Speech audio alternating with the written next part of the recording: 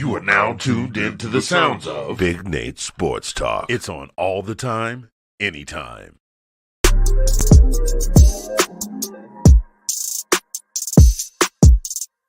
Time's been moving slowly, so we already in too deep. Can't get...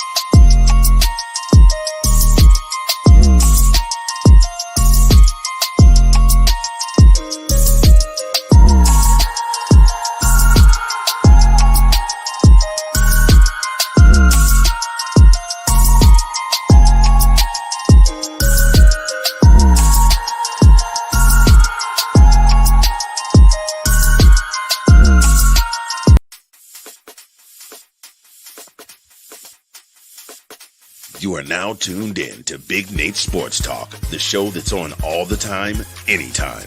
Be sure to like, comment, and subscribe for all content. And now, ladies and gentlemen, your host, Nathan Snell. Bring your sports game with Big Nate Sports Talk. Good morning, or good afternoon, I should say, ladies and gentlemen. This is your host, Nathan Snell of Big Nate Sports Talk Podcast. I hope you're all well. Hope you're all staying safe. Hope you're having a beautiful Sunday. In this episode, episode 6, we are recapping the Ravens versus the Carolina Panthers. We're also previewing the Jacksonville Jaguars, which is currently in a weather delay. The game should be starting in just a few minutes. But before we get into that, there's a few things I'd like to say up front. Maryland men's women's basketball recap. Got a lot of basketball to talk about. Be tuned in for those videos. Those will probably be most likely recorded this evening. And then also to NFL mock draft, WNBA mock drafts. Those videos will be recorded Monday and Tuesday, hopefully. So we're trying to catch up on some episodes with season 13. Cameron, what's good, bro? Good to see you, sir. A little bit of news for the Ravens.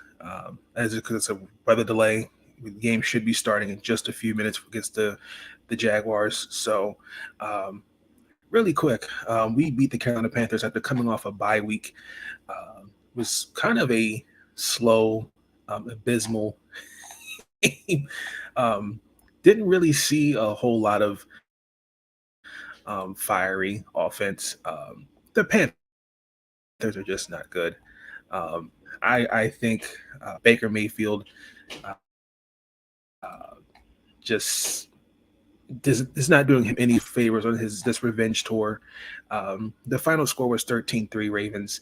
I'll start from the Panther side. I mean, look, I think Baker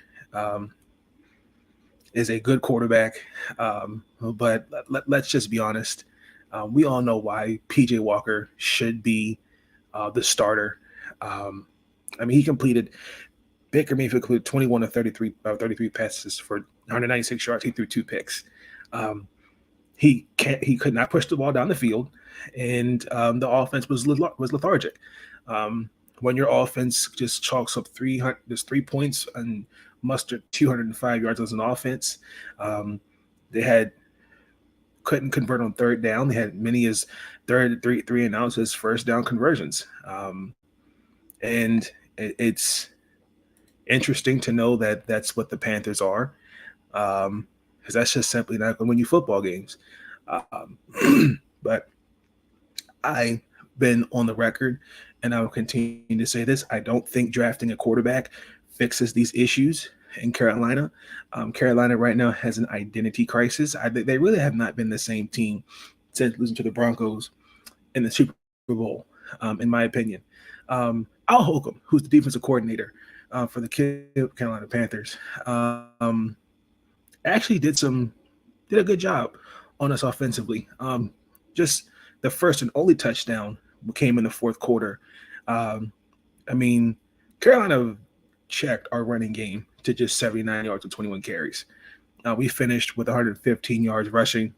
That's the first time we've failed to reach 150. I want to say nine outings against them. Lamar Jackson had 209 yards and 209 yards passing and 31 yards on the ground. Um, I mean, also threw a pick. So, um, even though we weren't booming on offense, Jacksonville wasn't much better. I mean, Demarcus Robinson had 9 catches, 129 yards because C.J. Henderson, he's a liability in coverage, and we were exposing that.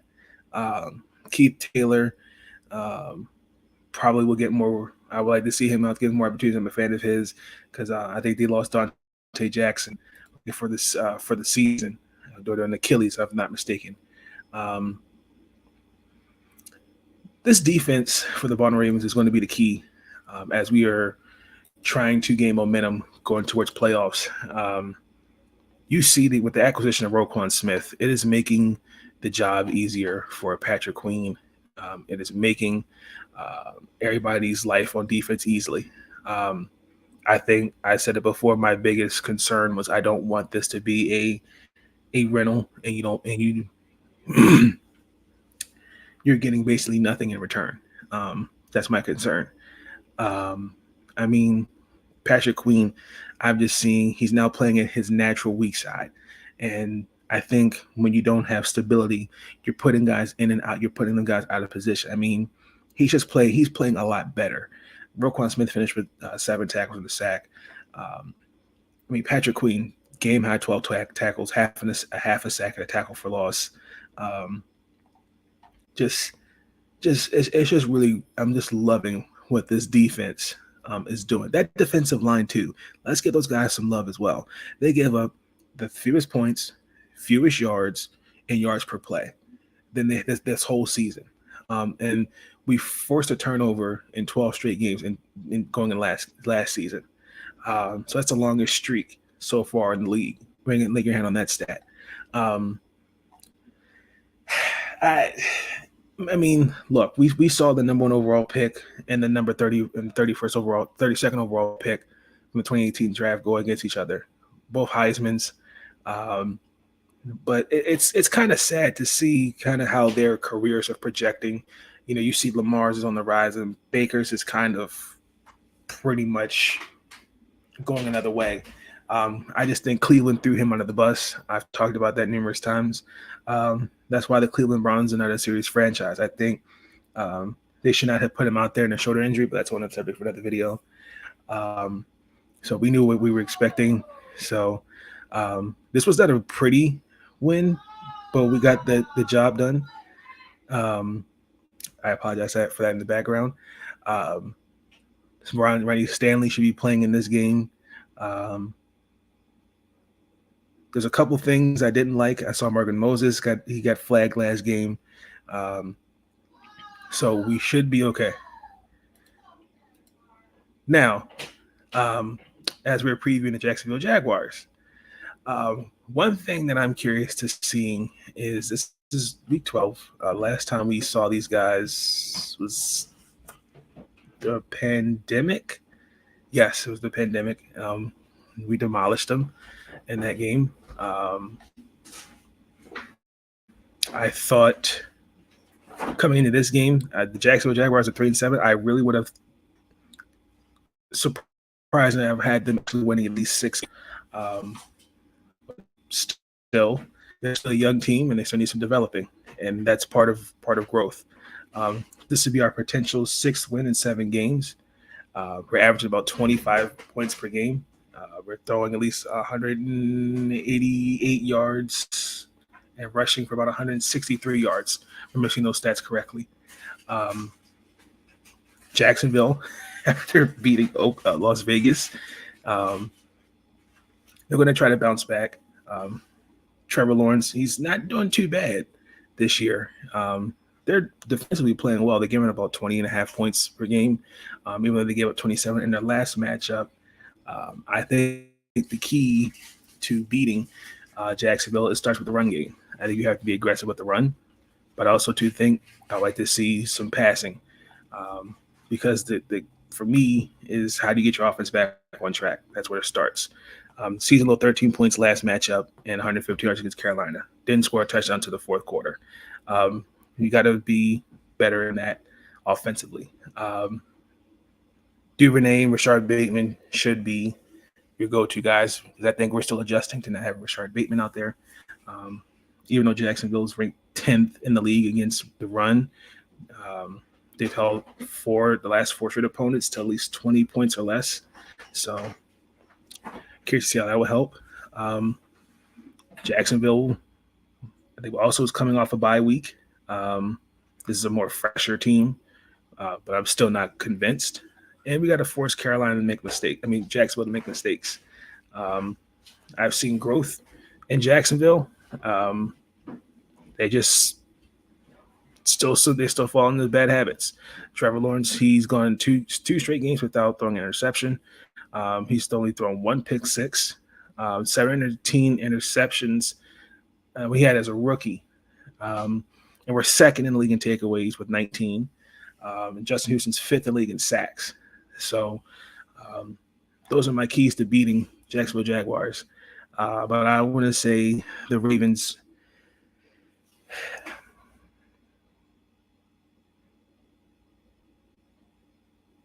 they're going to upset the Jaguars 27-18. Guaranteed. So that should be a good game. So actually, this is my final message. Let's just get into it. Incoming message. Thoughts are running through my mind. Someone took some time to find a minute or two to organize. Final message. Just enjoy the rest of your weekend. And back to the grind.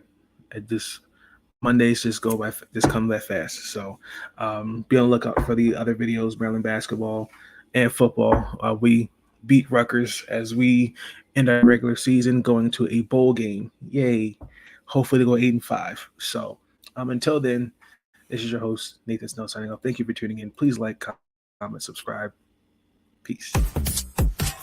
Thank you for tuning in to Big Nate Sports Talk. If you enjoyed that episode and you want to see more content, be sure to like, comment, and subscribe. Bring your sports game on Big Nate Sports Talk. It's on all the time, anytime. Thank you. And you helped me retain my sanity. Thank you. I want to thank you. And I want to thank you. All I want to do is say thank you for everything